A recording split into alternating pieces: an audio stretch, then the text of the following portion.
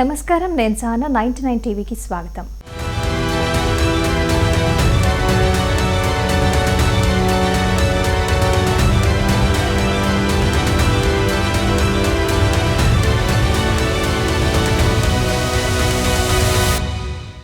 ప్రపంచానికి శాంతి సందేశం అందించిన యేసుక్రీస్తు జననాన్ని ప్రపంచవ్యాప్తంగా జరుపుకుంటున్నారు.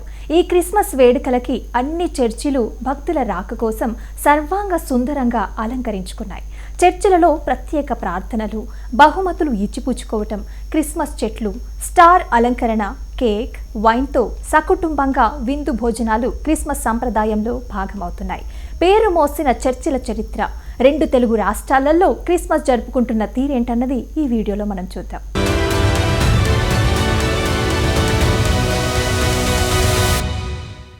అంతర్జాతీయ గుర్తింపుతో ఆసియాలో 2వ వాటికన్గా గుర్తింపు పొందిన కేథడ్రల్ చర్చ్ మెదక్ చర్చ్ అంబర చుంబిత ఆకాశహర్మంగా పేరు పొందిన ఈ అద్భుత కట్టడం చారిత్రక వారసత్వ సంపదకి నిలువెత్తు నిదర్శనం. తీవ్రమైన కరువు, దుర్భిక్ష పరిస్థితులు నెలకొని ఆకలి చావులు విలయతాండవం చేస్తున్న సమయంలో నిర్మాణం మొదలై 10 ఏళ్ల పాటు వేలాది మంది పేదలకి ఉపాధి కల్పించి జీవితమిచ్చిన ప్రార్థనా క్షేత్రంగా కూడా పేరున్న మెదక్ చర్చ్ చరిత్ర, ప్రత్యేకతలు, ఈ క్రిస్మస్ సందర్భంగా జరిగిన ఏర్పాట్ల మీద 99 టీవీ ప్రత్యేక కథనం మీకోసం.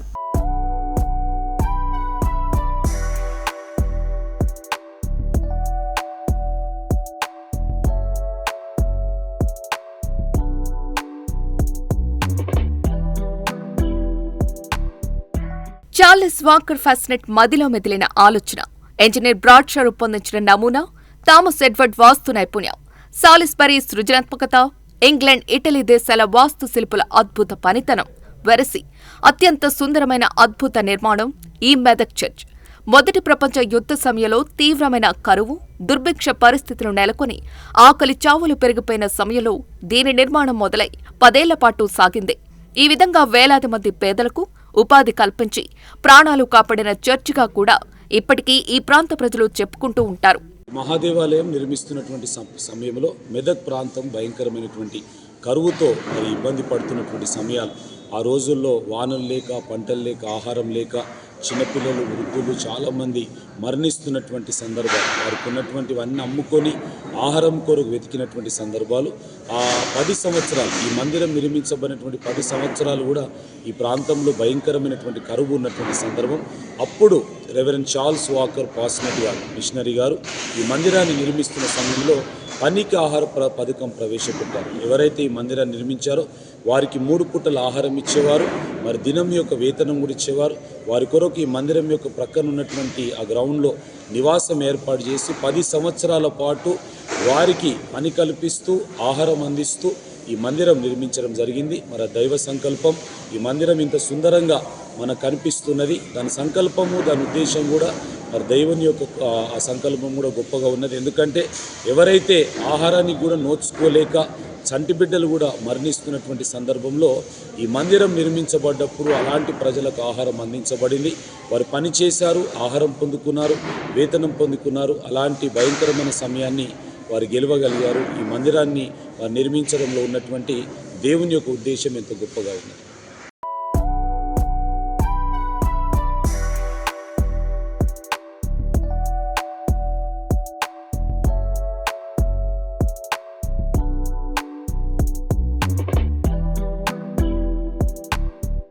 ఇంగ్లాండ్లోని షెఫీల్డ్ నగరానికి చెందిన ఫాస్నెట్ సువార్త సేవలు అందించాలన్న ఉద్దేశంతో మెథడిస్టు సంఘంలో పాస్టర్గా క్రైస్తవ సువార్త సేవలు అందించేందుకు 1895లో ఇండియాకు వచ్చారు. 1897లో మెదక్ టౌన్లో దాదాపు 155 ఏళ్ల కిందట మతబోధకుడు బర్లీ నిర్మించిన చిన్న చాపెల్ చర్చ్ ప్రచారకుడిగా ట్రాన్స్ఫర్ అయ్యారు. మెదక్ మిషన్ కాంపౌండ్లో తన 2 అంతస్తుల భవనం మీద పచార్లు చేస్తుండగా చర్చి కంటే ఎత్తున భవనంలో ఉన్నట్టు గమనించారు. యేసుక్రీస్తు పట్ల అంచులంచులా భక్తి విశ్వాసాలు కలిగిన ఫాస్నెట్ అది అపచారంగా భావించి పెద్ద చర్చి కట్టించాలని నిర్ణయించుకున్నారు. ఈ మహాదేవాలయము ఆరాధికులకు, భక్తులకు అందరికీ కూడా మరి ఆశీర్వాదకరంగా నిలిచింది. మరి ఎంతో సుందరమైనటువంటి రంగుటద్దాలు ఈ మహాదేవాలయంలో అమర్చబడ్డాయి. అందులో యేసుప్రభు యొక్క జననము, యేసుప్రభు యొక్క సెలవుబడినటువంటి దృశ్యము, యేసుప్రభుల వారు తిరిగి లేచి ఆరోహమైనటువంటి 3 దృశ్యాలను ఈ మహాదేవాలయంలో చూడగలుగుతాం. ఇంగ్లాండ్ నుంచి తెచ్చినటువంటి టైల్స్ మరి ఫ్లోర్లో అమర్చబడ్డాయి. ఇటలీ నుండి వచ్చినటువంటి మేషన్స్ వాటిని ఇక్కడ అమర్చడం జరిగింది. ఈ విధంగా మరి అనేక ప్రాముఖ్యతలు సంతరించుకున్నటువంటి మహాదేవాలయం మరొకసారి క్రిస్మస్ కొరకు సిద్ధపరచబడుతున్నది.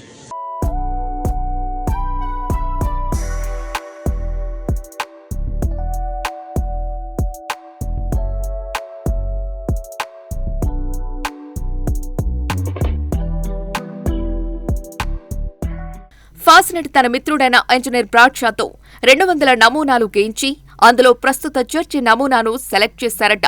1914లో మొదలైన చర్చి నిర్మాణ పనులు 10 ఏళ్లు జరిగి 1924లో పూర్తయ్యాయి. పూర్తిగా రాళ్లు, టంగుసును ఉపయోగించి 173 అడుగుల ఎత్తు టవర్, 100 అడుగుల వెడల్పు, 200 అడుగుల పొడవుతో చర్చిని యూరోపియన్ గోతిక్ శైలిలో అత్యంత సుందరంగా నిర్మించారు. దేశ విదేశ నిర్మాణ రంగ నిపుణుల పర్యవేక్షణలో చర్చి నిర్మాణం సాగింది. చర్చి లోపల ప్రార్థన చేసేందుకోసం ఉన్న విశాలమైన హాల్లో ఫ్లోరింగ్కు తెలుపు, ఎరుపు, నలుపు రంగుల ఇటాలియన్ టైల్స్ వాడటం విశేషం. జెకోస్లవేకియా దేశస్థులు దేవదారు కర్రతో ఈగల్ రూపంలో తయారు చేసి బైబిల్ పట్టణ వేదిక, రంగూన్ టేకుతో రూపొందించిన ప్రభు భోజనపు బల్ల, రోజ్వుడ్తో తయారు చేసిన టేబుల్స్, కుర్చీలు, దర్వాజాలు ఆకట్టుకుంటాయి. చర్చిలో గ్లాస్ విండోస్ ప్రత్యేక ఆకర్షణ. లండన్కు చెందిన కళాకారుడు ఫ్రాంక్ సాలిస్బరీ ఈ చర్చిలో ఎత్తైన కిటికీల మీద చిన్న చిన్న రంగురంగుల స్టెయిన్లెస్ గ్లాస్ ముక్కలను అతికించి యేసుక్రీస్తు జీవితంలోని ప్రధాన ఘట్టాలను కళ్లకు కట్టినట్టు రూపొందించడం విశేషం. చర్చిలో కుడివైపు ఉన్న విండో మీద క్రీస్తు జననం, ఎడమవైపు ఉన్న విండో మీద క్రీస్తు శిలువపై వేలాడుతున్న దృశ్యం, ఎదురుగా ఉన్న విండో మీద క్రీస్తు ఆరోహణ దృశ్యాలు ఉంటాయి. బయట నుంచి సూర్యకాంతి పడినప్పుడు మాత్రమే ఈ విండోస్ మీద దృశ్యాలు స్పష్టంగా కనిపిస్తాయి.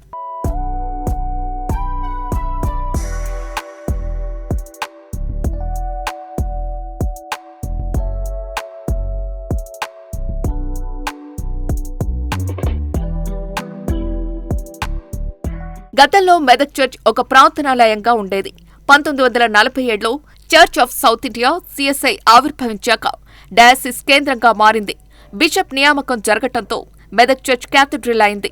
మెదక్ డయాసిస్ పరిధిలో పాత మెదక్, నిజామాబాద్, ఆదిలాబాద్, రంగారెడ్డి, హైదరాబాద్ జిల్లాలు ఉన్నాయి. సిఎస్ఐ ఆధ్వర్యంలో డయాసిస్ పరిధిలోని జిల్లాల్లో ఎడ్యుకేషనల్ ఇన్స్టిట్యూషన్స్, హాస్టల్స్, క్రెష్లు, ఓల్డేజ్ హోంలు కొనసాగుతున్నాయి. ప్రస్తుత మెదక్ డయాసిస్ బిషప్గా రైట్ రెవరెండ్ పద్మారావు ఉన్నారు. మెదక్ చర్చ్ సందర్శనకు తెలుగు రాష్ట్రాలతో పాటు ఇతర రాష్ట్రాలు, విదేశాల నుంచి సైతం ఏడాది పొడవునా సందర్శకులు వస్తుంటారు. ప్రధానమంత్రి, ముఖ్యమంత్రి, గవర్నర్లు, వివిధ రంగాల ప్రముఖులు ఎందరో మెదక్ చర్చిని సందర్శించి ఊహకందరి నిర్మాణ నైపుణ్యాన్ని తిలకించి మంత్రముగ్ధులయ్యారు. డెకరేషన్ కానీ, ఇల్యూమినేషన్, లైటింగ్, మరి ప్రాంగణం అంతా కూడా క్రిస్మస్ ఆరాధన కొరకు, న్యూ ఇయర్ ఆరాధన కొరకు సిద్ధము చేయబడుతూ ఉన్నది. వచ్చేటువంటి భక్తుల కొరకు కూడా మరి కావాల్సిన మౌలిక సదుపాయాలు, వాష్రూమ్స్ కానీ, వాటర్ కానీ, ఉండడానికి మరి ప్లేస్ కానీ, మరి ప్రాంగణం అంతా కూడా భక్తుల కొరకు సిద్ధం చేయడం జరుగుతున్నది. ఎందుకంటే కర్ణాటక, మహారాష్ట్ర, కేరళ, తమిళనాడు, మరి నార్త్ ఇండియా అనేక ప్రాంతాల నుండి, ముఖ్యంగా మరి విదేశాల నుండి కూడా భక్తులు ఎంతోమంది క్రిస్మస్ సమయంలో ప్రాముఖ్యంగా ఈ ఆలయాన్ని దర్శించుకొని ఆరాధనలో పాలు పొందుతూ ఉంటారు. క్రిస్మస్ రోజున ఉదయం 4:30 గంటలకు మొదటి ఆరాధన జరిగించబడుతుంది. రెండవ ఆరాధన తిరిగి 10 గంటలకు జరిగించబడుతుంది. దాదాపుగా 2 గంటలకు ఆరాధనలు ముగించబడి దినమంతా మరలా రాత్రి 12 వరకు కూడా గురువులు మందిరంలో ఉండి వచ్చేటువంటి భక్తులను ఆశీర్వదిస్తూ ఉంటారు, దీవిస్తూ ఉంటారు. న్యూ ఇయర్ రోజు కూడా మరి watch night service 31st night ఆరాధన ఉంటుంది. ఫస్ట్ రోజు కూడా ఆరాధన ఉంటుంది. మరి భక్తులు ఇక్కడికి వచ్చి ప్రార్థనలో పాల్గొని దీవించబడుతుంటారు. 99 టీవీ ప్రేక్షకులకు మరొకసారి మేము క్రిస్మస్ మరియు న్యూ ఇయర్ శుభాకాంక్షలు తెలియజేస్తూ, మీరు కూడా కుటుంబంతో పాటు ఈ మందిరంలో ప్రార్థన చేసుకోవాలని, ఈ ఆలయాన్ని దర్శించి మీరు దీవెనలు పొందాలని మా యొక్క ఆహ్వానం. మరి వీక్షిస్తున్న మీ అందరికి కూడా మరొకసారి మెదక్ మహాదేవాలయం పక్షాన శుభాకాంక్షలు. God bless you.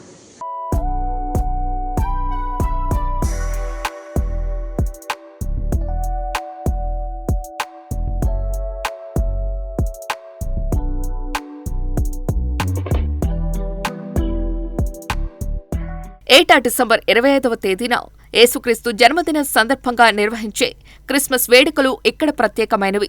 ఈసారి కూడా అందంగా అలంకరించడంతో పాటు భక్తుల కోసం అన్ని ఏర్పాట్లు జరిగాయి.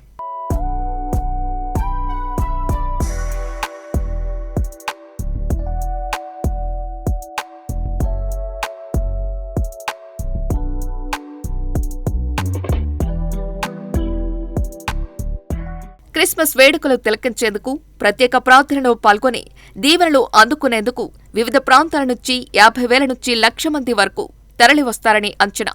క్రిస్మస్ నుంచి 3 రోజుల పాటు రద్దీ ఉంటుంది. మళ్లీ కొత్త సంవత్సరం ఆరంభం నాడు కూడా ప్రజలు పెద్ద ఎత్తున తరలివస్తారు. క్రిస్మస్ సందర్భంగా ఉండే రద్దీకి తగినట్టు పోలీసులు పెద్ద ఎత్తున భారీ బందోబస్తు ఏర్పాట్లు చేశారు.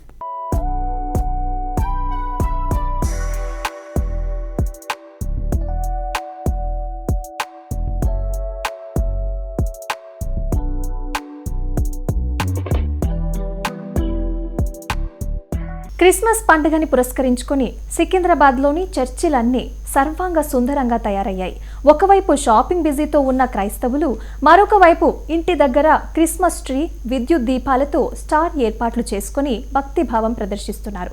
రాత్రికే చర్చికి చేరుకుని కరచాలనాలు, ఆలింగనాలతో శుభాకాంక్షలు చెప్పుకున్నారు. సర్వమానవ సౌభ్రాతృత్వాన్ని, శాంతిని కాంక్షిస్తూ పాస్టర్లు, మత బోధకులు ప్రార్థనలు చేశారు.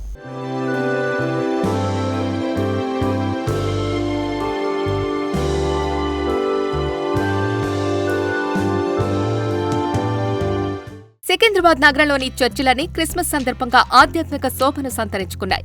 విద్యుత్ దీపాల అలంకరణతో సిద్ధమై కొత్త సంవత్సరం దాకా క్రైస్తవ భక్తుల రాక కోసం ఎదురు చూస్తూ ఉన్నాయి. ప్రతి ఆదివారం కనబడే హడావిడిని మించిన హడావిడి కనపడుతోంది. కొన్ని చర్చిల దగ్గర యేసుక్రీస్తు జననఘట్టాన్ని చూపే దృశ్యాలతో బొమ్మలను ఏర్పాటు చేశారు. ప్రతి చోట విద్యుత్ స్టాళ్లు, రంగురంగుల విద్యుత్ కాంతుల దీపాలంకరణలు కనపడుతున్నాయి. అన్ని చర్చిల దగ్గర ఇవే దృశ్యాలు సాక్షాత్కరిస్తున్నాయి.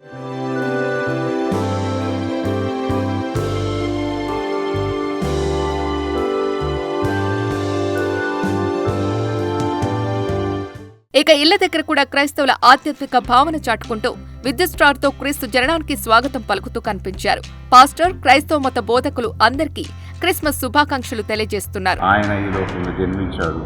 దేవుడు లోకమును ఎంతో ప్రేమించాడు. కాగా ఆయన విశ్వాసం వస్తే సమాధానం, సంతోషం, నిరీక్షణ, ఆ యొక్క ప్రేమ మన దేవుడు మనం జీవించిన కాక ఈ క్రిస్మస్ యొక్క దీవెనలు, సమాధానం, అలాగే సంతోషము మీ అందరి జీవితాల్లో కలగాలని, క్రీస్తుని రక్షకునిగా పొందుకోవాలని ఆశిస్తూ మనందరినీ కూడా అభినందిస్తూ సంఘం తరఫున, కాపర్ల తరఫున, సంఘ కమిటీ పెద్దల తరఫున మీ అందరికీ కూడా క్రిస్మస్ యొక్క శుభాకాంక్షలు తెలియజేస్తూ ఉన్నాను. God bless you. Thank you. వచ్చేటువంటి క్రిస్మస్ వేడుకలను ఎంతో ఆహ్లాదకరమైనటువంటి వాతావరణంలో మరి దేవుని స్తుతిస్తాం, ఆరాధిస్తాము. చక్కటి మరి అవకాశము మా యొక్క డయాసిస్ కూడా మాకు ఇచ్చింది. మంచి పెద్ద సంఘం అండి ఈ సంఘము.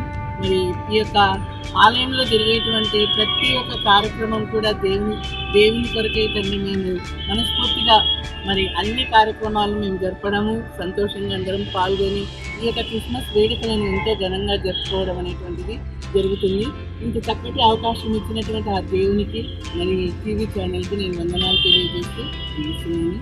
అందరికీ క్రిస్మస్ శుభాకాంక్షలు తెలియజేస్తున్నాను. Thank you. మన పాప పరిహారించడంలో దైవ కుమారుడు యేసుక్రీస్తు మన మధ్యకి వచ్చిన ఈ శుభదినం మన క్రిస్మస్కి పడుతుంది. ఈ రోజున క్రైస్తవులందరూ కూడా ఈ పండుగ మహాదేవుని పొందారు. ఎలా అంటే వారి ఇళ్ళలో వచ్చేసి పశువుల కుటుంబం ఒకటి పెట్టి దాంట్లో యేసు ప్రభు పాలయేసం కన్ను పెట్టేసి వాళ్ళు అతను ఆరాధిస్తారు. ఎందుకంటే అతను మన రక్షకుడు, మన పాపని మన రక్షించి మనకి స్వర్గంలోకి మార్గం చూపించడం దైవిక మార్గం. అలాగే చర్చి ఆవరణకు ప్రతి చర్చి కూడా దీపాలు అలంకరిస్తారు. మధ్యరాత్రి పండుగ గంటలకు సరిగ్గా క్రీస్తు జన్మను పురస్కరించుకొని ప్రత్యేక ప్రార్థన జరుగుతుంది. అదేవిధంగా మా సెయింట్ మేరీస్ చర్చిలో ఈ రోజున ఆర్చ్ బిషప్ క్వీన్ ఆంటనీ గారు దివ్య పూజ పదిని సమర్పించారు. ఇది చూసుకున్న తర్వాత ప్రజలందరూ కూడా ఒకరికొకటి శుభాకాంక్షలు చేసుకోవచ్చు.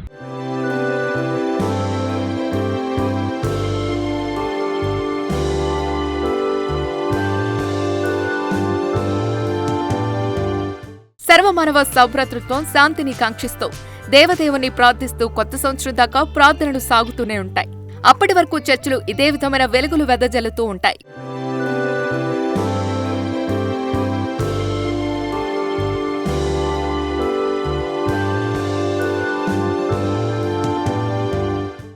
వేలూరు సీఎంసీ ఆసుపత్రి అనగానే సేవకి మారుపేరుగా చెప్పుకుంటారు.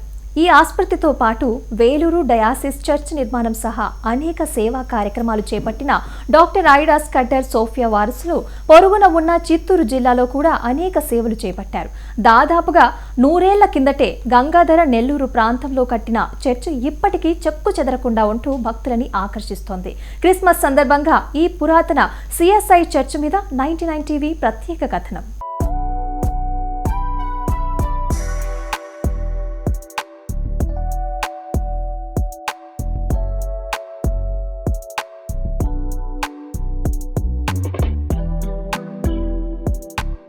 చిత్తూరు జిల్లాలో జీడి నెల్లూరుగా చెప్పుకునే గంగాధర నెల్లూరులో ఉన్న సిఎస్ఐ చర్చికి 96 ఏళ్ల ఘన చరిత్ర ఉంది.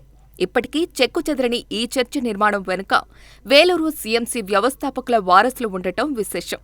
దక్షిణ భారతదేశంలో చారిత్రాత్మక 125 ఏళ్ల నాటి సిఎంసి ఆసుపత్రి, ఎంతో మంది మేధావులను అందించిన ఊరిస్ కాలేజ్, 150 ఏళ్ల నాటి చరిత్రక సిఎస్ఐ వేలూరు డయాసిస్ చర్చ్ లాంటివన్నీ వేలూరు సిఎంసి వ్యవస్థాపకుల ఔదార్యం ఫలితమే.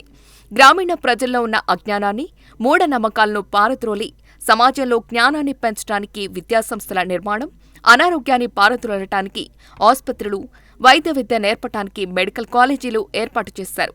ఇదంతా డాక్టర్ ఐడాస్ కట్టర్ సోఫియా కృషి ఫలితమే.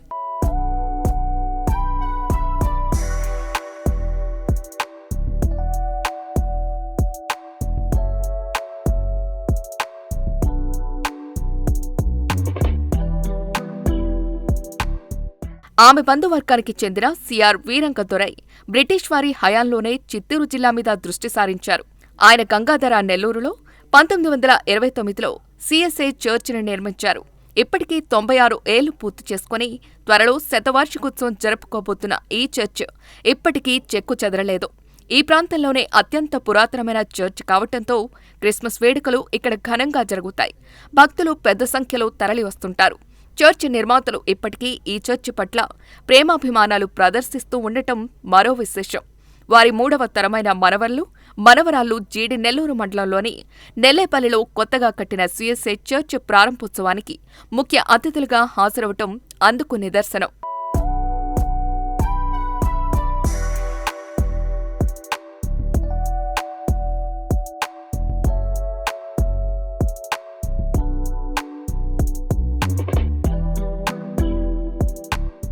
పేరు మోసిన జీడి నెల్లూరు చర్చ్ ఈ క్రిస్మస్ కి సర్వంగ సుందరంగా తయారైంది. విద్యుత్ కాంతులతో పండుగ శోభను సంతరించుకుంది. క్రిస్మస్ నాడు ఆశీస్సుల కోసం విశ్వాసులు పెద్ద ఎత్తున తరలివస్తున్నారు.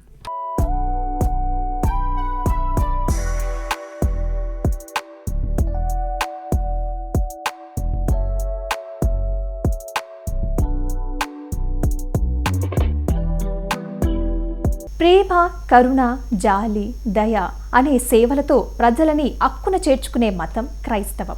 దక్షిణ భారతదేశంలో క్రైస్తవానికి బీజం పడింది చిత్తూరు జిల్లా పుంగనూరు ప్రాంతంలోని మార్లపల్లి. ఈ ప్రాంతంలో క్రైస్తవాన్ని వ్యాపింపజేస్తూ అనేక చర్చిలు వెలిశాయి. 326 ఏళ్ల చరిత్ర ఉన్న ఇక్కడ క్రైస్తవానికి చిహ్నాలుగా ఉమ్మడి చిత్తూరు జిల్లాలో 100 ఏళ్లు పూర్తి చేసుకున్న చర్చిలు ఎన్నో ఉన్నాయి. నేటికి చెక్కు చెదరని రీతిలో ఏటా క్రిస్మస్ వేడుకలని ఈ చర్చిలన్నీ వైభవంగా ముస్తాబవుతున్నాయి. ఈ క్రిస్మస్ సందర్భంగా మదనపల్లి సిఎస్ఐ జేసీఎం చర్చ్ మీద ప్రత్యేక కథనం.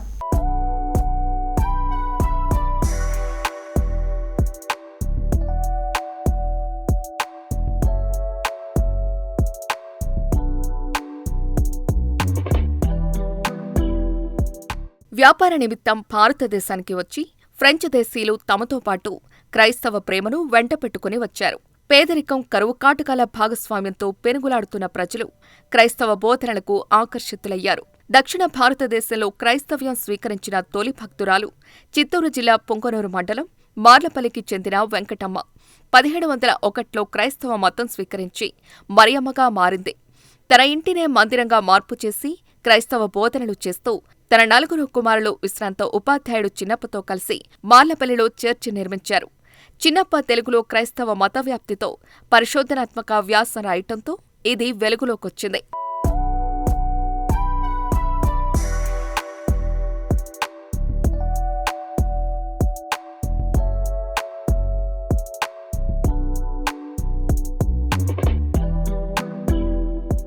అలా 326 సంవత్సరాల క్రితమే మార్లపల్లిలో క్రైస్తవ మతవ్యాప్తి ప్రారంభమైందని చారిత్రక ఆధారాలు చెబుతున్నాయి. 1860లో పుంగనూరు కేంద్రంగా పుంగనూరు జమీందారు కేటాయించిన 10 ఎకరాల భూమిలో మిషన్ ఆసుపత్రికి అనుమతి ఇవ్వటంతో సేవలు మొదలయ్యాయి. ఆ తర్వాత పలమనేరులో సేవా కార్యక్రమాలు మొదలుపెట్టి మదనపల్లె ప్రాంతాన్ని సందర్శించారు. 1861లో మిషన్ కాంపౌండ్, 1863లో మిషన్ ఆసుపత్రి, 1865లో క్రైస్తవ సంఘం, 1880లో బాలికల పాఠశాల, 81లో హోప్ హైస్కూల్ ప్రారంభించారు. 1901లో జేసీఎం సిఎస్ఐ చర్చ్ నిర్మాణానికి పునాదులు వేసి 1905లో చర్చిని ప్రారంభించారు. ఇన్ని సేవలు చేసిన జాకబ్ చాంబర్లిన్ చనిపోవడంతో వారి జ్ఞాపకార్థంగా అది జేసీఎం చర్చిగా మారింది. 1905వ సంవత్సరంలో ప్రారంభించబడిన ఈ జేకబ్ చాంబర్లిన్ చర్చ్ అన్నది ఎంతో ప్రఖ్యాతి గాంచినదిగా 120 సంవత్సరముల చరిత్ర కలిగిన సంఘంగా లేదా చర్చిగా ఈ ప్రాంగణం అంతటిలో కూడా ప్రధాన పాత్ర పోషిస్తున్నట్లు మనందరికీ తెలిసినటువంటి సత్యం.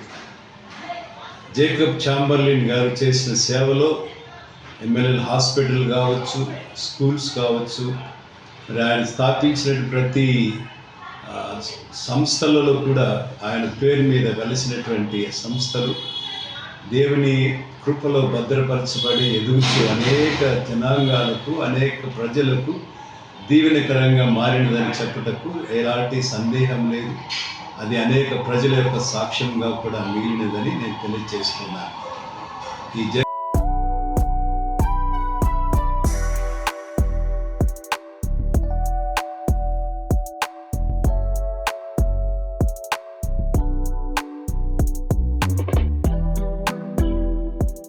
1900లో వైద్య సేవలు ప్రారంభం కాగా మదనపల్లెకు అతి సమీపంలోని 150 ఎకరాల భూమిలో మిషన్ ఆసుపత్రిగా ప్రారంభమైంది. ప్రపంచంలో అతి ప్రమాదకర వ్యాధిగా పరిగణించే క్షయవ్యాధికి మందు కనుక్కొని సేవలందిస్తుండటంతో ఈ ప్రాంతం ఆరోగ్యవరంగా పేరు పొందింది. ఆరోగ్యవరం, మదనపల్లి ప్రాంతాల్లో విద్యా వైద్యాలయాలు ఏర్పాటు చేసి సేవలను అందిస్తూ ఉండటంతో రాయలసీమలో ప్రత్యేక స్థానం సంపాదించుకుంది. ఆరోగ్యవరం అడ్మినిస్ట్రేషన్ భవనం ఎదురుగా నిర్మించిన సెయింట్ లూకస్ చర్చ్ ఈ రోజుకి తన గొప్పతనం చాటుకుంటూ అందరినీ ఆకట్టుకుంటోంది. ఎప్పట్లాగా ప్రతి క్రిస్మస్ రోజు ఈ ప్రాంత ప్రజలు మతాలకు అతీతంగా తమకు అందుతున్న సేవలను స్మరించుకుంటారు. ఆనాటి నుంచి నేటి వరకు ఎంతో ఘనంగా ప్రార్థనలు జరుగుతున్నవి. ఈరోజు జరగబోయే క్రిస్మస్ కోసము ఎంతో అంగరంగ వైభవంగా ఆలయం అలంకరింపబడి ఉన్నది. క్రైస్తవ సోదరులందరూ కూడా భక్తి భావాలతో ఆరాధనలో రేపటి ఉదయం 8 పాల్గొంటున్న ఉన్నారు. అందరికీ కూడా క్రిస్మస్ మరియు నూతన సంవత్సర శుభాకాంక్షలు తెలియజేస్తున్నాను.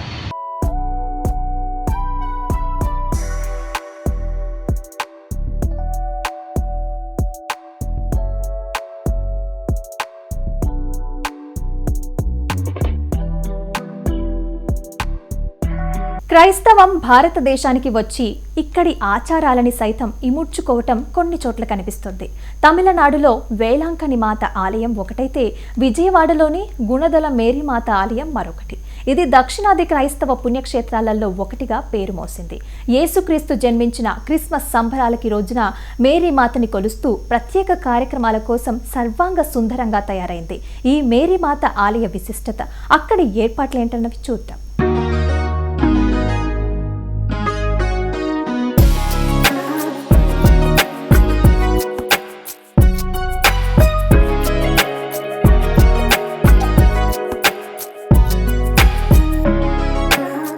ప్రసిద్ధ క్రైస్తవ పుణ్యక్షేత్రంగా పేరు మోసింది విజయవాడలోని గుణదల మేరీమాత చర్చి. ఇది దక్షిణ భారతదేశంలో 2వ అతిపెద్ద క్రైస్తవ క్షేత్రంగా పేరు పొందింది. ఫ్రాన్స్లోని లూర్దును పోలి ఉండే సహజ గుహలో మేరీమాత విగ్రహం ఇక్కడ ఉండటం ఈ ఆలయం ప్రత్యేకత. భక్తులు ఇక్కడ కొవ్వొత్తులు వెలిగించడంతో పాటు కొబ్బరికాయలు కొట్టి మొక్కులు చెల్లించుకుంటారు. ఏ క్రైస్తవ క్షేత్రంలోనూ లేని విధంగా ఇక్కడికి వచ్చే భక్తులు తలనీలాలు కూడా సమర్పిస్తారు. ఆ విధంగా కొన్ని హిందూ మత ఆచారాలను సైతం ఇమిడ్చుకోవటం ద్వారా సర్వమత సమానత్వాన్ని, పరమత సహనాన్ని చాటుకుంటున్న క్షేత్రంగా పేరు తెచ్చుకుంది. ఎవ్రీ ఇయర్ న్యూ ఇయర్ కానీ క్రిస్మస్ కానీ ఇక్కడ చాలా బాగా చేస్తారండి. క్రిస్మస్ అప్పుడు ఇక్కడ స్టేజ్ కట్టి ప్రోగ్రామ్స్, డాన్సెస్ అన్నీ బాగా చేస్తారు. ఇంకా ఫెస్టివల్స్ అప్పుడు అన్నదానం కూడా చేస్తారు సండే చాలా బాగుంటుంది. ఇంకా ఇయర్ 26th కాబట్టి చాలా బాగా చేస్తారని చెప్పి మేము నమ్ముతున్నాము. ఇంకా ఇక్కడికి వచ్చే వాళ్ళందరూ చాలా భక్తితో వస్తారు. ఇక్కడ ఏమనుకున్నా కానీ జరుగుతాయి అని చెప్పి నమ్ముతున్నారు. మేము చిన్నప్పటి నుంచి ఇక్కడే ఉంటున్నాము. చాలా బాగుంటుంది చర్చ్. అందరూ రండి.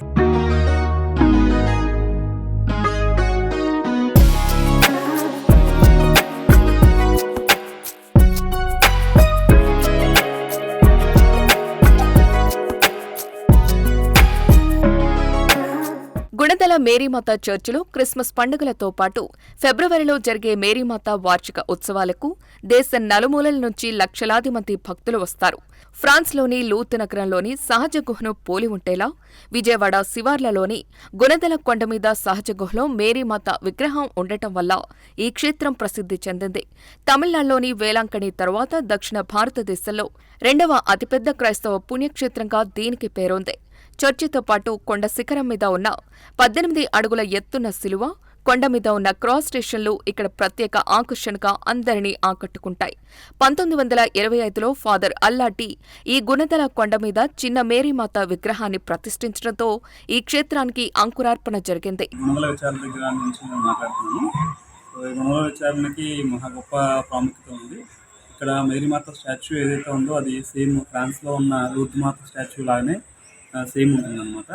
సో ఇక్కడ భక్తుల నమ్మకానికి తగ్గట్టుగా ప్రతిదీ కూడా సక్సెస్ అవుతుంది. వాళ్ళు కోరుకున్న కోరికలు తీరుతూ ఉంటాయి. ఇక్కడ ప్రాముఖ్యత మీకు ఫిబ్రవరి 9, 10, 11 3 రోజులు తిరణాలు బాగా జరుగుతాయండి. దగ్గర 15-20 లక్షల మంది దాకా జనాలు వచ్చి వెళ్తుంటారు భక్తులు. అందరూ కూడా మంచి భక్తి శ్రద్ధలతో జరుగుతూ ఉంటాయి. రీసెంట్గా ఫాదర్ కూడా మంచి చర్చ్ కట్టేస్తున్నారు. ఒక 2-3 years నుంచి అది 5 CR కన్స్ట్రక్షన్ ఎస్టిమేషన్ పెడుతున్నారు. ఒక 1.5 yearలో కంప్లీట్ అయిపోతుందని ప్లాన్ చేస్తున్నారు. సో ఇక్కడ పెద్దలుగా వీళ్ళందరూ కూడా ఆర్గనైజేషన్గా చాలా జాగ్రత్తగా చేస్తుంటారు. ఎటువంటి రాజకీయాలకి తలొక్కకుండా అందరితో కలిసి చక్కగా చేస్తుంటారండి. సో జనరాభివృద్ధి చెందుతుందండి. మేము 40-45 సంవత్సరాల నుంచి ఇక్కడ ఉంటున్నాము. చిన్నప్పటి నుంచి ఇక్కడ ఉంటున్నాము. ఎటువంటి బాధి భావాలు అంటే చూపించారండి. ఎవరు వచ్చినా, హిందూ వచ్చినా, ముస్లిమ్స్ వచ్చినా చక్కగా ప్రేయర్ చేసుకుని వెళ్తారు. అందరికీ బ్లెస్సింగ్స్ ఇస్తుంటారు. బాగా జరుగుతుందండి.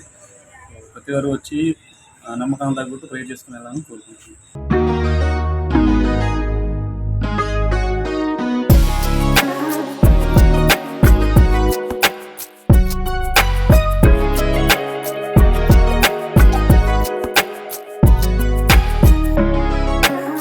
కాలక్రమేణా జనాదరణ పొందటంతో 1971లో పూర్తిస్థాయి చర్చి నిర్మాణం జరిగింది. ఏటా ఫిబ్రవరి 9, 10, 11 తేదీలలో 3 రోజుల పాటు జరిగే ఉత్సవాలకు దేశవ్యాప్తంగా లక్షలాది మంది భక్తులు హాజరవుతారు. ఇక క్రిస్మస్, జనవరి 1, గుడ్ ఫ్రైడే, ఈస్టర్ వంటి పర్వదినాల్లో భక్తులు పెద్ద సంఖ్యలో వస్తారు. ఏటా క్రిస్మస్ వేడుకలు ఇక్కడ ఘనంగా జరుపుతారు. యేసుక్రీస్తును, మాతను కొలుస్తూ ప్రత్యేక ప్రార్థనలు చేస్తారు. ఇక కొండపైన ఉన్న శిలువ వరకు వెళ్లి మొక్కుబళ్లు చెల్లించుకుంటారు. ఈ క్రిస్మస్కు వేలాదిగా తరలివచ్చే భక్తుల కోసం ప్రత్యేక ఏర్పాట్లు చేశారు. కింద మేరీమాత ఆలయం నుంచి కొండమీద వరకు విద్యుత్ దీప కాంతులు అలరిస్తున్నాయి. భక్తుల రద్దీ దృష్ట్యా ప్రత్యేక సౌకర్యాలతో పాటు పోలీస్ బందోబస్తును ఏర్పాటు చేశారు. భక్తుల కోసం ఉదయం ప్రార్థనలు, సాయంత్రం సాంస్కృతిక కార్యక్రమాలను నిర్వహిస్తున్నారు. సామాన్య ప్రజానీకంతో పాటు పలువురు ప్రజాప్రతినిధులు, రాజకీయ నాయకులు ఈ గుణదల మేరీమాత చర్చిలో జరిగే క్రిస్మస్ వేడుకలో పాల్గొనేందుకు తరలివస్తున్నారు.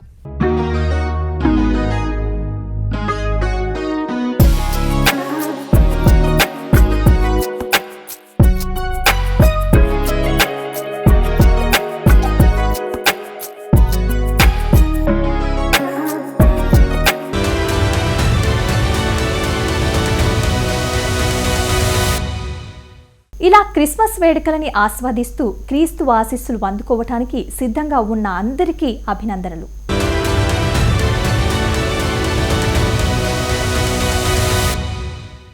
99 టీవీ ప్రేక్షకులందరికీ క్రిస్మస్ పండుగ శుభాకాంక్షలు.